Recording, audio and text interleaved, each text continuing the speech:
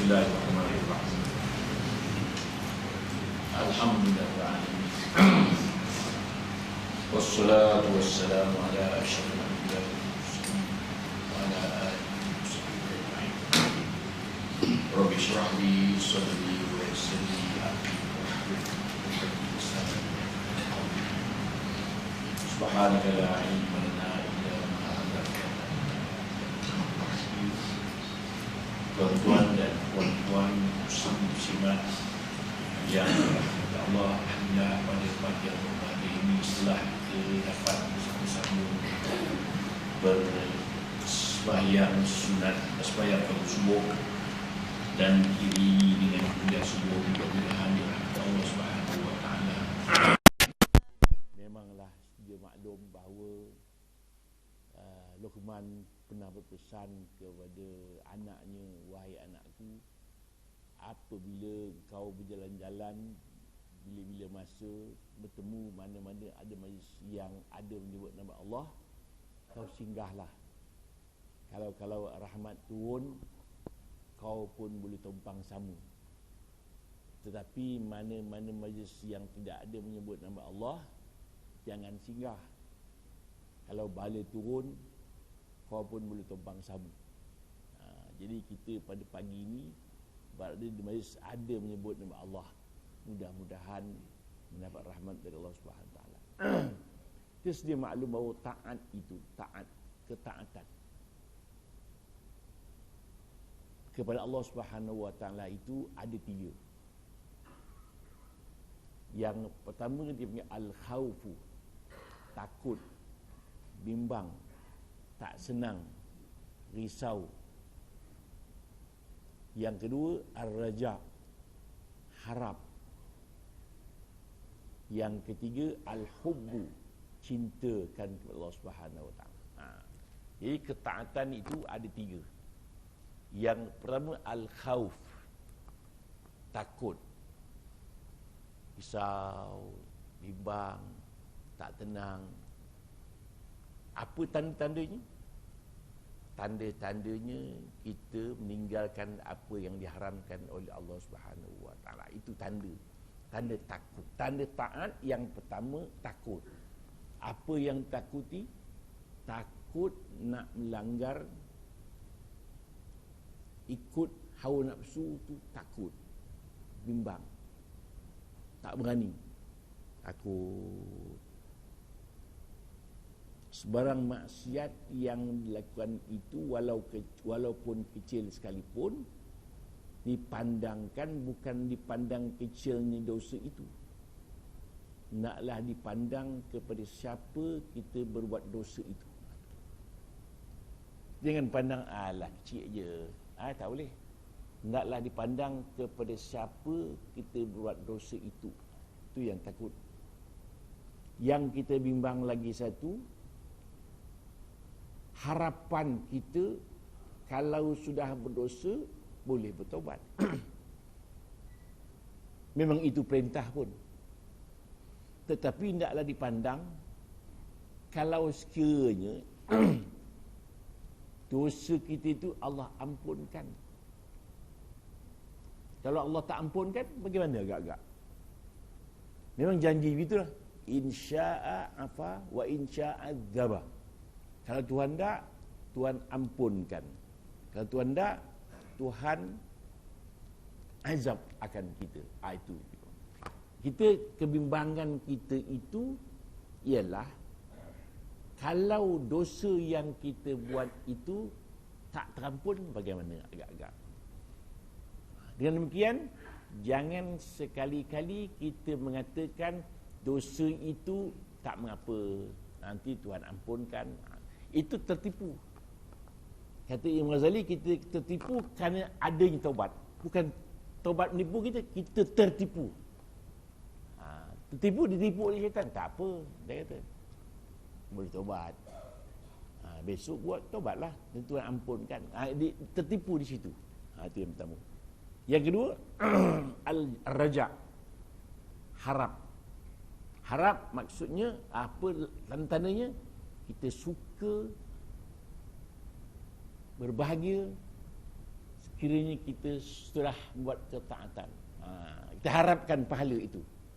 Itu yang kedua harap. Itu sebab lepas kita semayang tadi, kita mesti ada mikir, sembahyang aku Tuhan terima tak agak? Tu sembahyang aku Tuhan terima tak agak? Tetapi mudah-mudahan Allah Ta'ala terima. Begitu je lah. Tapi syarat kena ikut lah. Syarat menyebabkan kita boleh ibadat kita Allah Ta'ala boleh terima. Kita ikut syarat, ikut. Sebab kita satu-satu ibadat kita ni kita tak pernah kita test, tak pernah kita cuba nak ulang balik, nak kurus balik semula. Sembahyang kita tu betul ke tak agak? Bimbang Fatihah kita tak betul, bimbang tahiyat kita tak betul, bimbang bacaan rukun qauli tak betul, kita bimbang. Tapi kalau kita belajar tak betul, tak apa. Pasal dalam proses pembelajaran lagi tak apa. Itu yang kedua. Yang ketiga, cintakan kepada Allah SWT. Rindu kita. Rindu. Maksudnya, kita kalau terlambat sedikit bangun tahajud, terlambat, tak tenang hati itu. Ada harapan tu. Yang wajib memang sudah dah. Yang wajib sudah. Yang sunat itu pun, kalau sekiranya sesal, macam mana menteri aku tak bangun, itu ada harapan. Kerindu, cintaan kita Allah SWT. Bila ada cinta itu, selesai masalah. Yang bimbang tak ada cinta. Itu sebabnya kita ketaatan itu mesti ada cinta dan taat. Saya ada dua pula di situ. Cinta dan taat. Bukan cinta dan tak taat, cinta saja. Cinta dan taat mesti ada. Walau bagaimanapun, sebaliknya, asal maksiat pula. Asal maksiat pun ada tiga. Yang pertama dipanggil al-kibru, sombong. Yang kedua al-hirsu, tamak. Yang ketiga al-hasad, dengki. Tiga punca-punca maksiat. Yang pertama al-kibru, sombong. Apa sejarahnya? Sejarah iblis tak mau sujud Nabi Adam kerana kesombongannya. Itu punca asal maksiat. Yang kedua al-hirs, loba. Nabi Adam tidak sangat duduk di syurga itu, sedangkan dia tak boleh duduk syurga, ditipu oleh syaitan. Wa hal adulluka ala syajaratil khuldi wa mulkin la yabla. Maukah engkau, wahai Adam, aku tunjukkan kepada pokok yang kekal. Kalau kau makan, kau takkan sesat, takkan syah daripada syurga ini. Hal adulka ala syajar ala wal mukil la yabla, yang pemerintahan yang takkan hapus. Sedangkan Tuhan pesan jangan makan. Syaitan kata baik kau makan. Di sini kita tiap-tiap benda yang dilarang oleh Allah itu syaitan masuk. Itu bahaya. Kemudian yang ketiga al-hasad, dengki. Pembunuhan Qabil dan Habil disebabkan dengkinya kepada adiknya itu.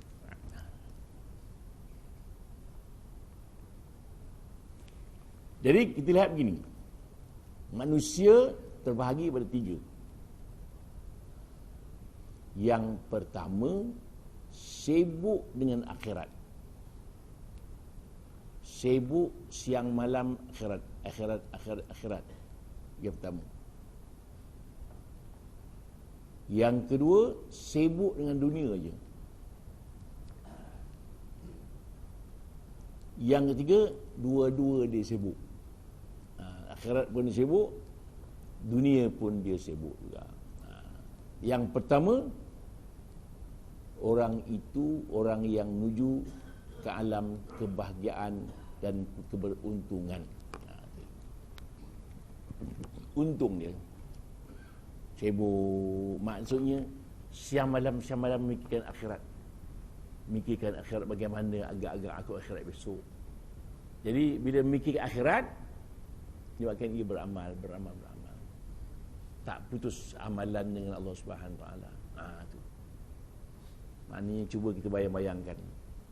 Kita ni masa yang Allah Taala beri kepada kita sebenarnya cukup. Banyak dibuang gitu je. Ada masa untuk baca Quran, ada Tuhan bagi peluang, ada masa. Tapi sibuk dengan internet pula, sibuk dengan Facebook dan sebagainya. Dan sekarang ni betul dah akhir zaman, masa orang akan terbuang gitu je. Berborak, cakap, main TV, radio, internet, Facebook, macam-macam. Buang masa. Akhirat esok orang rasa misal, kalau aku baca Quran kan bagus. Apa nak cakap dah lepas dah. Tak ada benda yang nak kita sesalkan. Mesti sesal sekarang. Sekarang kita menenung banyak mana Quran kita baca. Ada orang baca Quran seminggu tamat, sebulan tamat, setahun tamat. Kita 30 tahun tak tamat. Itu kelebihan kita pula. Jadi kita bendungkan. Orang sembahyang tahajud ada 2 rakaat. Ada orang 4 rakaat, ada orang 8 rakaat, ada orang 100 rakaat.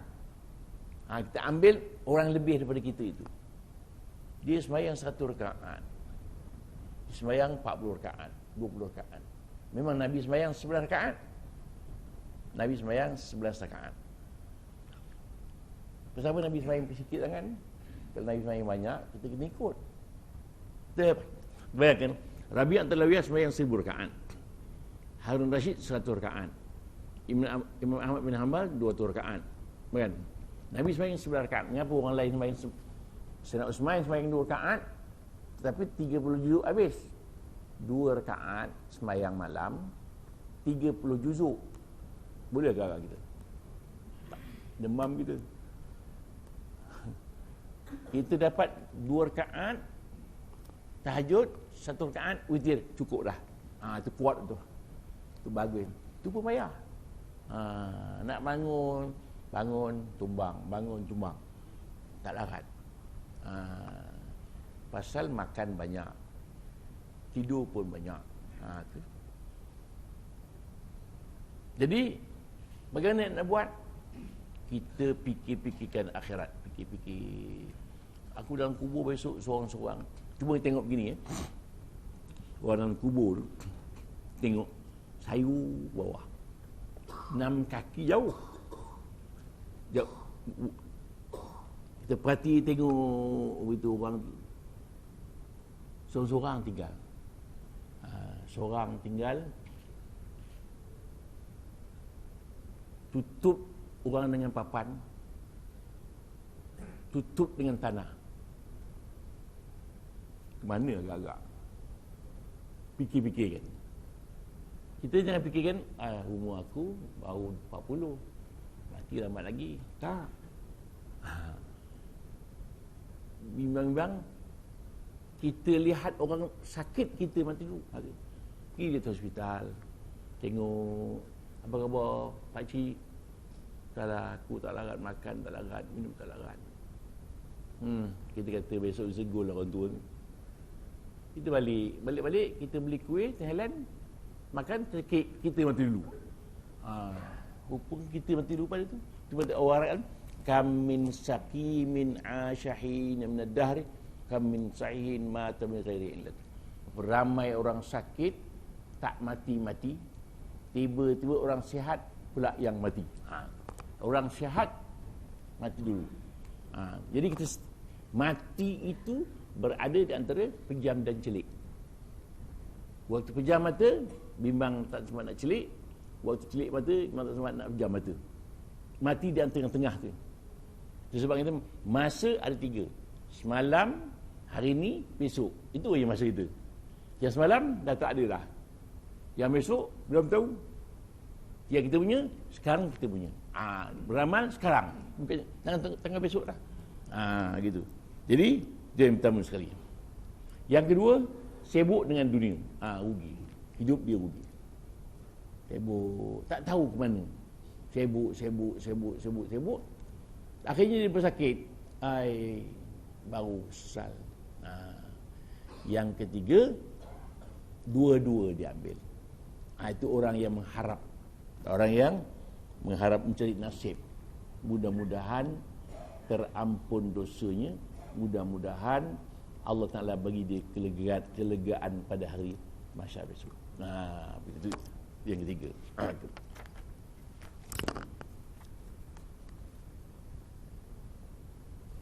Walau bagaimanapun, kita ni ada yang tertipu, tak tahu ke mana arah. Banyak orang tertipu. Yang pertama, mengumpul harta dan sesuatu yang tidak ada apa gunanya. Mengumpul harta-harta atau sesuatu yang tidak ada apa untungnya. Kumpul. Banyak orang begitu. Suka mengumpulkan harta banyak. Tak tahu ke mana dia bawa. Tak tahu ke mana dia bawa. Harta yang banyak. Tak apa kumpul harta. Tetapi takut kumpul harta tidak dinafkahkan, tidak disedekahkan, tidak dizakatkan, tak ada apa untungnya. Harta siapa untung? Kita fikir. Makan Canai pagi sekeping je. Ada orang makan 10 keping? Kaya? Ada. Tuan makan 10 keping, tak apa, saya pun kaya. Tak ada. Selamat sekeping tak boleh makan. Doktor tak bagi. Boleh saya makan nasi, doktor jangan awak nasi manis. Canai jangan darah tinggi. Udang jangan garut. Gula jangan manis. Saya makan pun doktor, awak makan kulit pau je lah. Jadi duit banyak makan kulit pau buat apa? Pasal orang mikir dia, pasal betul Nabi tu, sekiranya diberi emas selembah, dia tak cukup mesti 2. Cuba tuan-tuan tanya orang yang duit 1 bilion, apa dia kata? Dia berniaga 1 bilion dia berniaga. Betul? Nakkan jadi 2 bilion.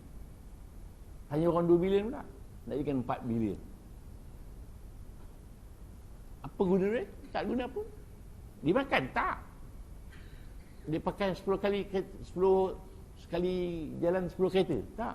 1 kereta. 20 kereta. Pakai 1 kereta. Tapi syaitan sini, syaitan dan nafsu yang menyuruh kita tumpuk-tumpuk. Akhirnya, itu sebabnya duit yang sebenar mana? Yang duit yang sebenar yang kita sedekahkan tu kita punya. Yang kita simpan, belum tahu. Bukan belum tahu, tentu dah orang punya. Kata duit kita 1 juta. Makan? Tak. Minum? Tak. Pakai semua? Tak. Duit, suka tengok nombor. Bila kita mati, siapa punya duit tu agak-agak? Waris punya. Waris tak apalah, isteri kita pun dapat, anak kita pun dapat. Anak tak apalah, anak kita. Isteri tak apalah, isteri kita. Kita pun mati. Isteri kita pun jadi janda kaya. Orang pun pinang je. 4 bulan 10 hari je. Orang pun pinang. Boleh tak? Boleh lah. Habis. Dia pun kahwin. Kita tahu tak isteri kita kahwin? Itu yang malang tu. Dia mati. Tiba-tiba orang taman pemata ni mati seorang lagi. Dan kubur jumpa pula. Awak ni orang taman pemata ke? Ya. Apa khabar orang rumah saya? Dah kahwin dah. Tak meleleh lagi dalam kubur. Perasan kita, duit kita yang kita simpan itu, isi kita dah beli motor dah. Motor besar tu, suami baru dia beli. Suami baru beli, naik motor dia dua suami isteri ke kubur kita pula tu. Ni suami I lah ni.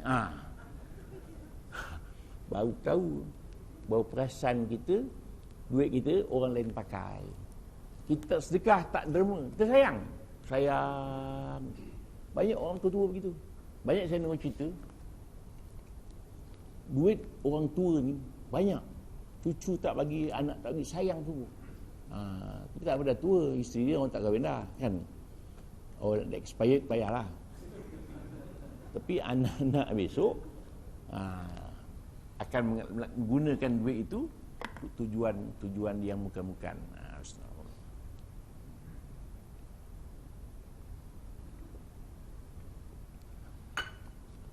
Itu yang kedua. Yang ketiga, dunia akhirat. Dunia pun jadi, akhirat pun jadi. Tetapi cari dunia, sebab yang kita kena begini, carilah dunia, dunia itu diakhiratkan. Ya akhirat diakhiratkan, kan begitu. Dunia pun kita ambil, tapi bukan kerana niat keduniaan itu. Sebab kita jangan jadi burung unta. Tahu jangan jadi burung unta. Unta pun tidak, burung pun tidak. Kita tengok unta tu, burung ke dia? Bukan, unta tidak juga. Dia namanya burung unta. Jangan jadi burung unta. Unta pun tidak, orang burung pun tidak. Maksudnya Islam tidak, tak Islam pun tidak. Nak kata Islam, tak sembahyang. Tak Islam, bersunat pula dia.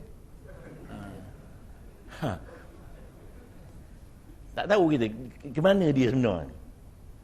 Tapi Allah Ta'ala tu sayang kepada kita. Asalkan Islam je, tanahlah kubur Islam. Itulah asalkan Islam.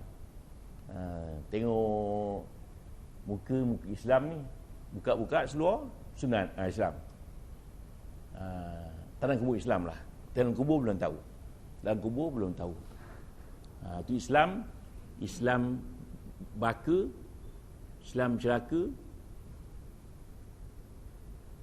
Islam neraka, 3. Islam juga dia, tapi Islam baka Islam. Nasib baik bapak dia Islam, dia Islam. Itu lebih. Walau bagaimanapun, tanda-tanda orang yang mirip, tanda-tanda orang yang menghadap Allah SWT, orang yang redha. Tu sebab pagi-pagi kita lepas subuh tak ada kerja apa, kita wirid raditu billahi rabba bil islami dina wa bi Muhammadin sallallahu alaihi wasallam nabiyyan wa rasulah. Jangan lupa wirid tu. Wirid zikir raditu billahi rabba bil islami dina wa bi Muhammadin sallallahu alaihi wasallam nabiyyan wa rasulah. Kita wirid zikir. Jangan lupa. Termasuk juga kalau lepas tahajud kita doa lagi satu antara lain. A'udzubillah, Allahumma inni a'udzubillahi min dhiqid dunya wa dhiqi yaumil qiyamah. Itu doa lepas tahajud. Allahumma inni a'udzubika min dhiqid dunya wa dhiqi yaumil qiyamah. Ya Allah, aku berlindung kepadamu daripada sempit dunia ni dan sempitnya hari akhirat. Itu kita minta duduk wirid. Saya pesankan lepas subuh ni atau lepas tahajud, kita kena duduk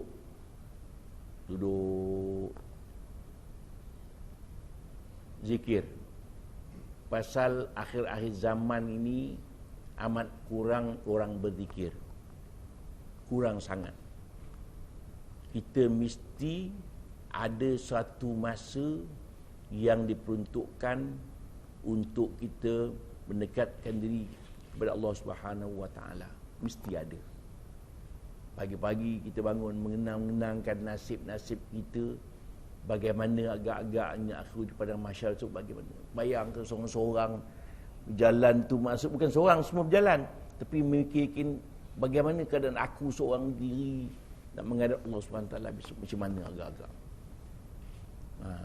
Bagaimana. Tak payah kita menghadap Allah Ta'ala. Dalam kubur pun kita dah bimbang dah. Bimbang. Umur kita makin hari makin pendek, makin pendek. Terbayang-bayang kita masa muda-muda kita pakai minyak wangi. Muda, tak lama pakai minyak cakapak. Tu dah tu. Dah start pakai minyak cakapak, gamat dah. Rupanya dah tua dah kita. Rasa-rasa macam muda. Merasa muda.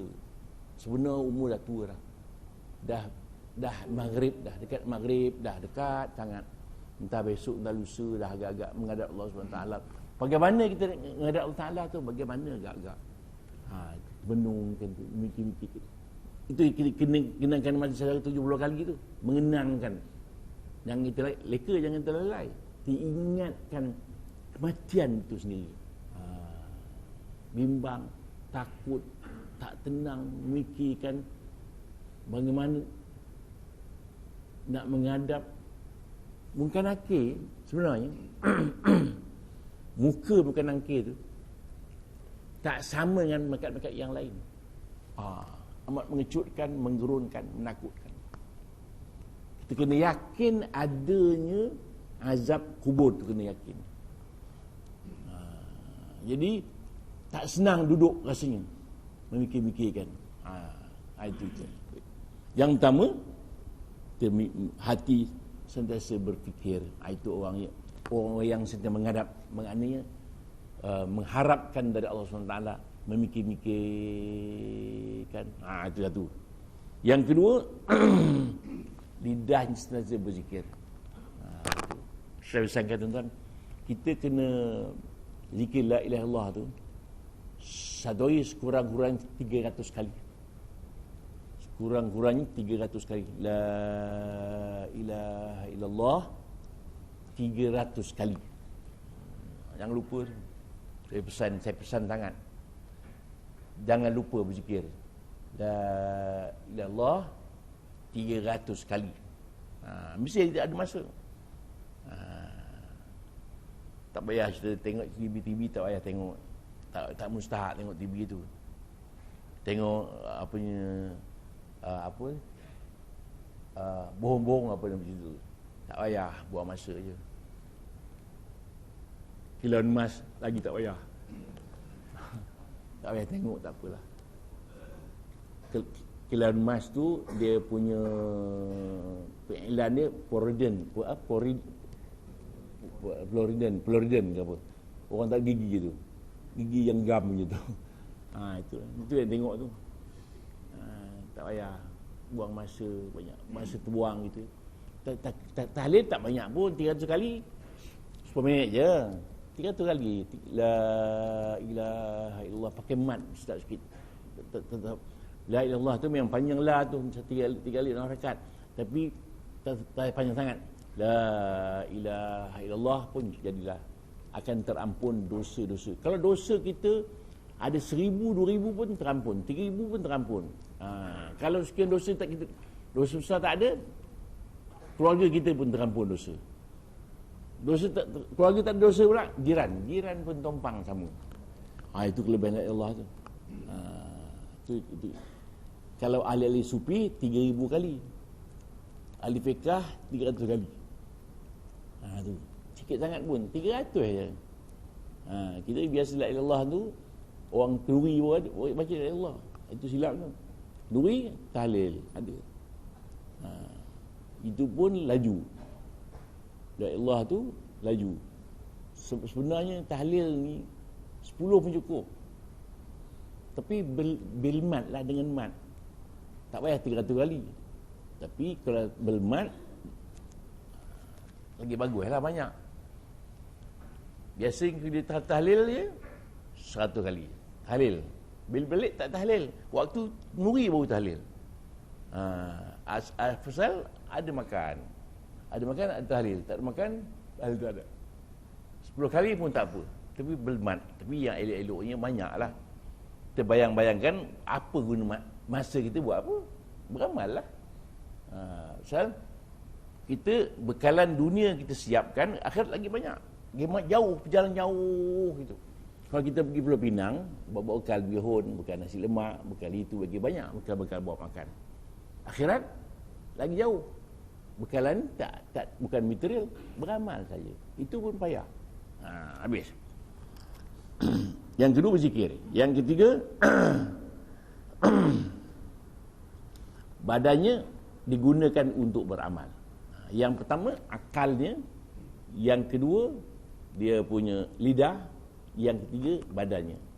Dia punya hatinya berfikir kepada Allah SWT. Lidahnya berzikir. Badannya ketaatan kepada Allah SWT. Itu orang yang sentiasa menghadap, menghala ke Allah SWT. Walau bagaimana orang yang tertipu, ada juga yang pertama memuaskan nafsunya. Nafsu ni pandai. Apa Nabi ada?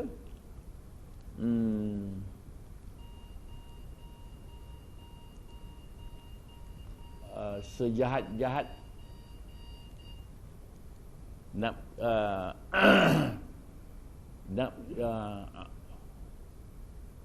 sesuatu yang amat membinasakan ialah nafsu yang berada di antara dua lambungmu. Nafsu. Itu sebab nafsu waktu Allah Ta'ala cipta dulu ni, nafsu dan akal Tuhan cipta. Allah panjak Allah panggil nafsu menghadap. Wahai nafsu, siapa engkau dan siapa aku? Nafsu jawab, engkau, aku. Samsing tu nafsu tu. Direndam neraka 1000 tahun. Keluar. Panggil menghadap lagi. Siapa engkau dan siapa aku? Engkau, aku. Masuk neraka lagi. 1000 tahun lagi. Keluar lagi. Tanya lagi. Siapa engkau dan siapa aku? Engkau, aku. 3000 tahun masuk. Menyombong lagi dia. Yang ke masuk 4000 tahun, 100, lepas tu baru dia jawab. Engkau adalah Tuhan aku yang agung, aku hamba punya amat lemah. Selepas 3000 tahun masuk neraka. Akal tak? Akal bila Tuhan tanya siapa engkau dan siapa aku? Engkau Tuhan aku yang maha besar, aku Tuhan hamba-Mu yang sangat lemah. Akal. Itu sebab kita kena guna akal. Itu sebabnya apabila Hasan Al-Basri meminang Rabi'atul Adawiyah, wahai Hasan Al-Basri, aku nak tanya kau ni. Orang lelaki nafsunya berapa, perempuan nafsu berapa? Kata Hasan Al-Basri, nafsu lelaki itu ada 1, akalnya 9. Nafsu perempuan, nafsunya 9, akalnya 1. Terbalik. Boleh ingat tak? Boleh hafal ya? Nafsu lelaki itu 9. Akalnya nafsu perempuan itu, nafsu lelaki itu 1, akalnya 9. Perempuan nafsunya 9, akan nafsu. Kata Rabi'atul Adawiyah, engkau bayangkan nafsu engkau tu 1 je, akal 9 pun kau tak tahan. Aku perempuan, nafsu aku 9, nafsu aku 1, aku boleh tahan. Malu Hasan Basri tak jadi pinang. Mana orang lelaki nafsu hebat, akalnya lagi hebat. Itu sebabnya Nabi itu al-mar'atu naqisatu aqlin wa dinin. Perempuan itu kurang akalnya, kurang agamanya. Bukan akal kurang bodoh, tak. Pemikiran dia cukang canggih. So, orang perempuan tidak boleh jadi hakim. Takut waktu terhukum tu tak betul. Ada masa dia menurun dia punya hukum. Sebab orang perempuan tak, tuan-tuan tak bagi dia guna kuasa talak. Kalau perempuan ada kuasa talak, habis kita kena talak. Lambat balik je, I ceraikan you. Habis tu. Menganga gitu. Tapi orang lelaki bila isteri minta cerai, dia diam. Sabar je. Kelebihan lelaki. Tu. Sebabnya orang perempuan semayang pun kurang. Sebulan semayang 3 minggu je. Kalau datang haid 2 minggu, 2 minggu semayang. Tuhan sayang pada dia, tak payah qada. Kira hapus kira. Kalau sekiranya kena qada, tak qada dia. Puasa kena qada. Puasa setahun sekali. Semayang tak. Itu lebih habis puasa. Yang pertama tertipu kerana memuaskan nafsu. Nafsu ni bila dia rosak, bila dia menyeleweng, bila qad aflaha man zakka, qad aflaha man zakkaha, berjayalah orang yang menyucikan jiwanya. Qad khaba man dassaha, rosaklah orang-orang yang mengotorkan jiwanya. Nafsu itu suatu yang dia mengajak saja, lepas itu ditipu kita. Macam makan lah. Kita jangan memuaskan nafsu, nyusahkan perut. Ingat tu. Jangan menyenangkan nafsu, nyusahkan perut. Makan yang sedap, nafsu tu sini. Yang menanggung siapa? Perut. Kan itu sebabnya bila kita makan tu sini suka je, sedap je. Yang bunyi perut naik berbunyi. Pasal apa? Dia tahu apa? Sudahlah. Kita kadang-kadang degil, bubuh lagi. Lagi. Maknanya tak kerti bahasa ke? Dan makan lagi, bunyi lagi. Yang ketiga pula, nak mampus. Itu maksudnya.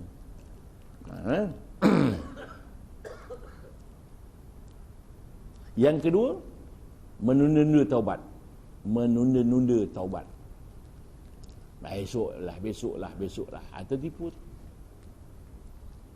Besoklah. Tak taubat. Tahu-tahu mati je. Saya tengok semalam dalam televisyen, ada dalam bab haji tu, dia kata pernah satu tiga dulu seorang mati di Mekah, Madinah ke Mekah, Madinah sini. Tiba-tiba ular datang mencatuk orang yang mati itu. Disebabkan tak beramal rupa di Malaysia, datang buat haji je. Itu di Mekah tu, di Madinah sini.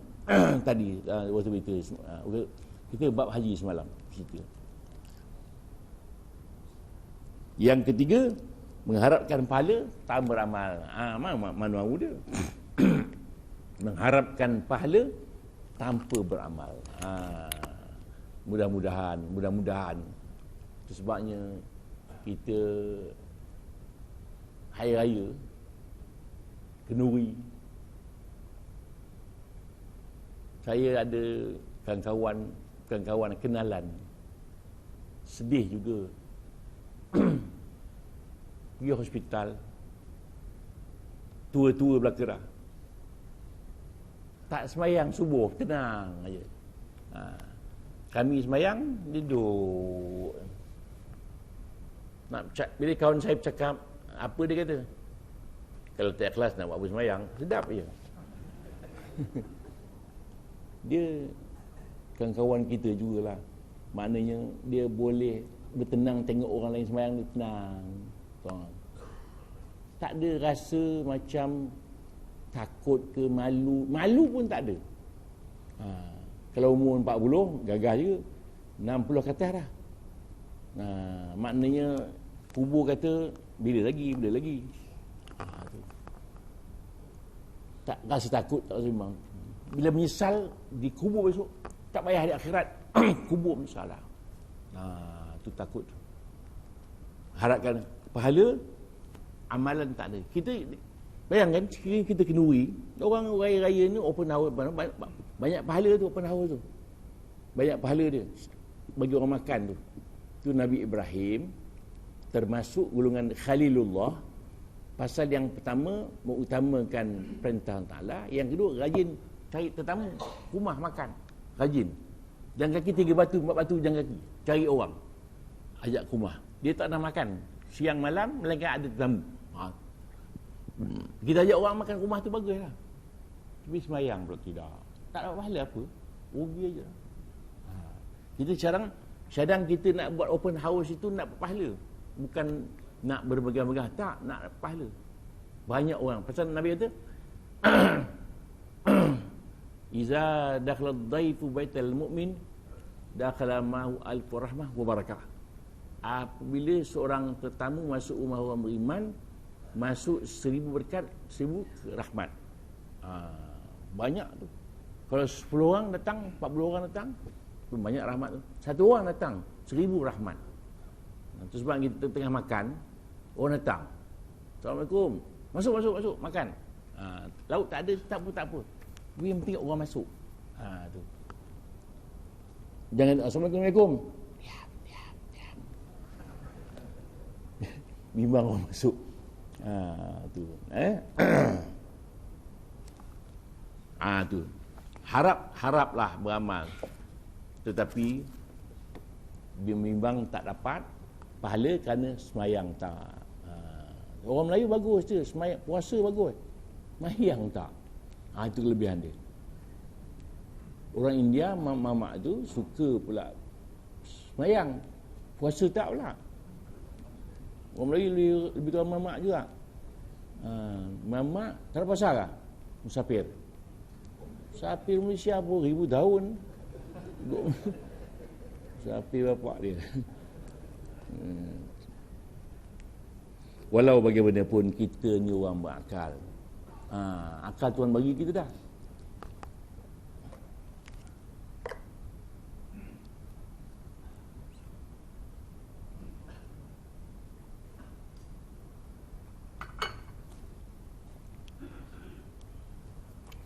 Kita ni orang berakal mesti ada beberapa perkara, 4 perkara mesti ada. Yang pertama mesti ada ilmu, supaya amalan kita itu berdasarkan pada ilmu. Itu pesan tu. Itu kena mengaji tu. Itu sebabnya saya pesankan tuan-tuan, tiap-tiap bila guru ada datang mengajar tempat kita, berkitab. Kita bawa kitab jugalah.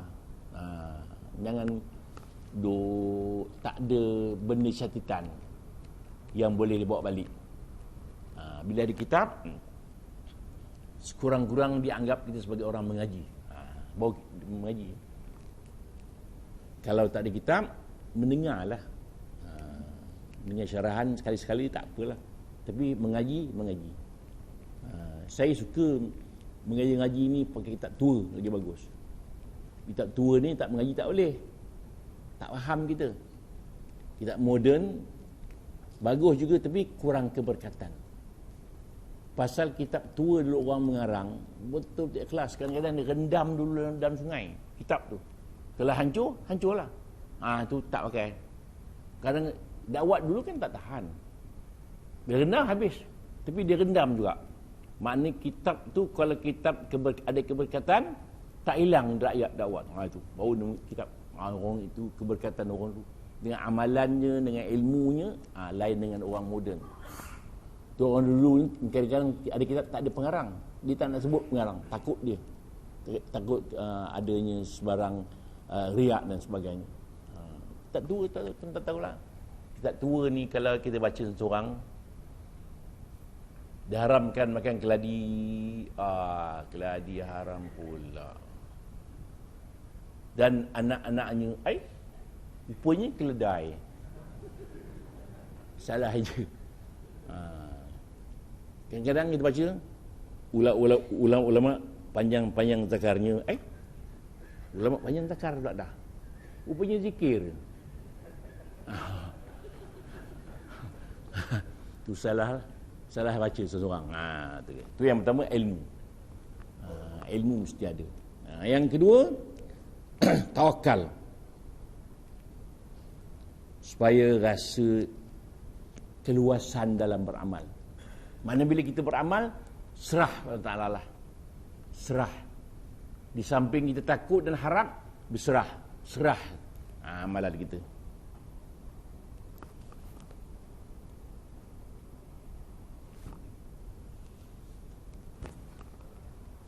Yang ini kesabaran. Supaya sempurna ibadat kita. Sabar. Puasa sabar, semayang sabar.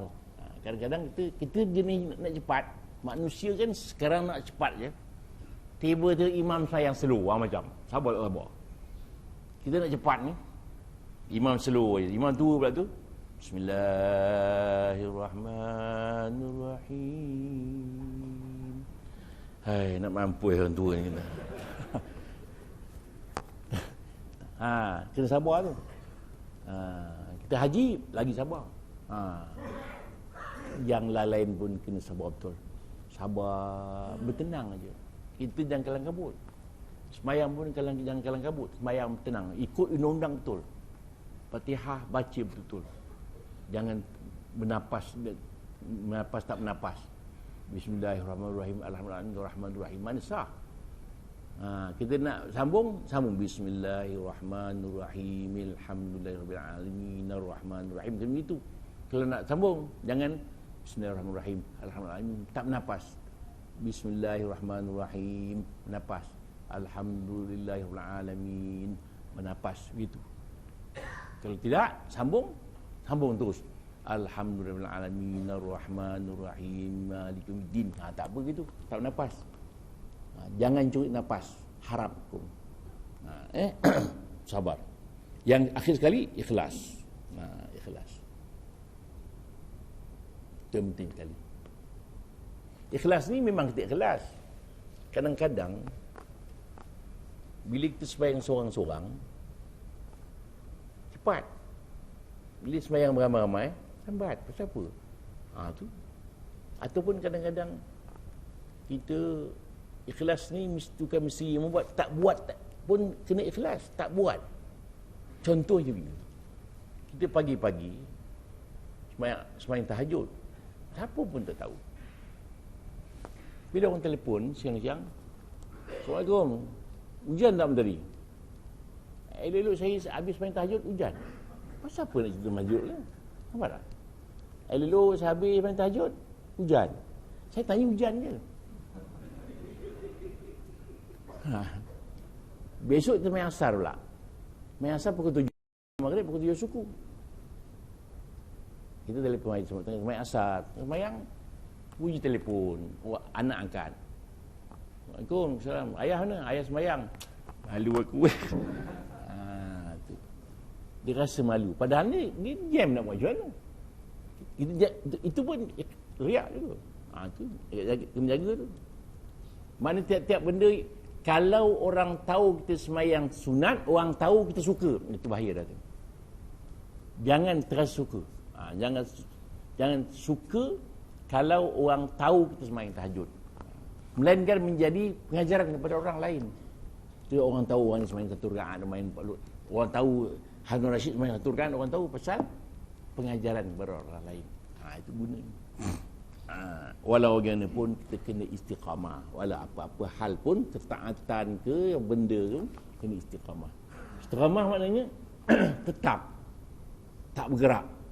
Kalau dikatakan kalau bukit tu tak cair dia. Kalau kena dingin tak cair. Kena angin tak goyang. Begitu. Tak maksudnya dia tak cair kalau panas, tak beku kalau sejuk, tak bergerak kalau ada angin, dan tak berubah kalau runtuh dan sebagainya. Itu istiqamah, tak bergerak. Walau bagaimanapun kalau orang pula tidak terpengaruh oleh budi, itu istiqamah.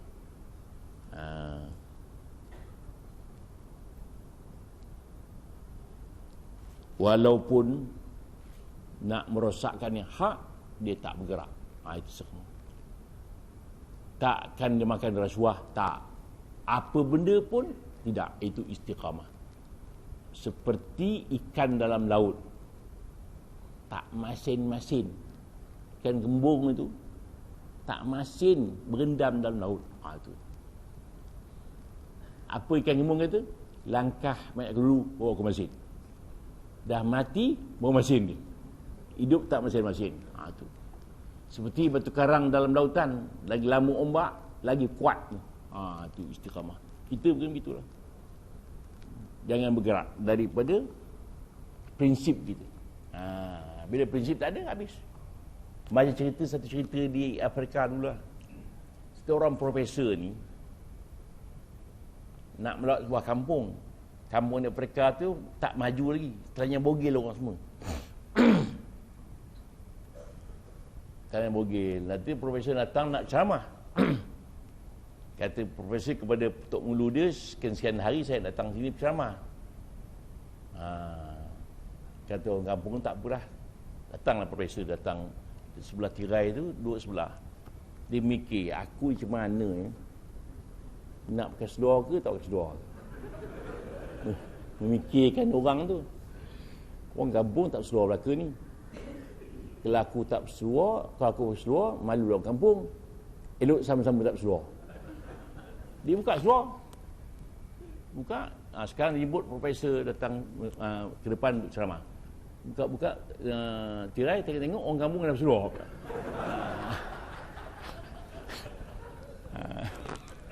Itu ubat dia.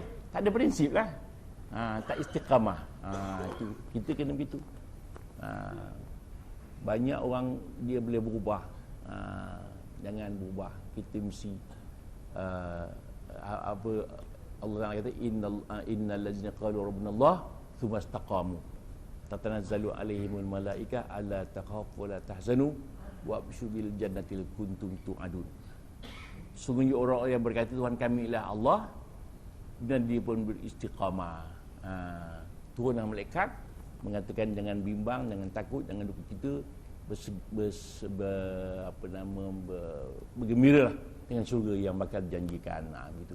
Maknanya kalau kita istiqamah, insya-Allah dunia pun tenang, akhirat pun tenang. Jadi insya-Allah sambung tahun depan.